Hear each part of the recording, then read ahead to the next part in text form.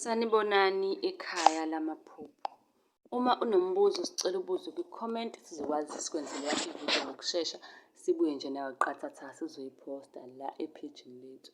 Uyakwazi-ke futhi ukuthi usibhalele lapha ku-Facebook sichaza amaphupho, usibhalele ku-TikTok sichaza amaphupho. Namuhla sizokhuluma ngokuphupha undiza, undiza nje impela undizela phezulu, undizela emoyeni. Abaningi-ke baye benokudideka ukuthi leli phupho libe ukuthini. Kodwa ngicela ukuthi usubscribe ngaphambi kokuba-ke uqhubeke. Kuhlukahlukene nokuphupha undiza. Ukuphupha undiza-ke kungenzeka uphupha undiza kungonakele lutho nje. Kusuke kukuhle ku-right-ke lokho. Kusho ukuthi-ke unamandla amakhulu.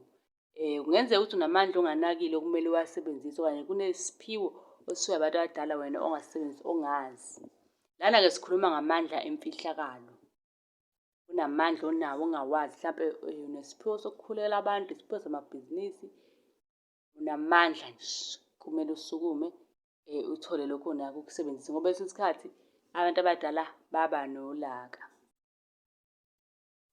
Ngoba kunamandla wena ophathiswe wona kodwa awufuni ukuthi uwasebenzise. Isikhathi esiningi-ke abantu bephupha bendiza,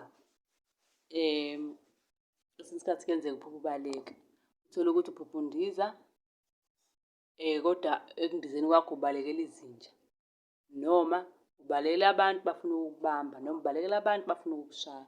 Kuyenzeka futhi-ke uphuphe wesukelwa iy'lwane ezifana nezinja, iy'nkomo kanye nezinye izinhlobo zey'lwane. Yabo?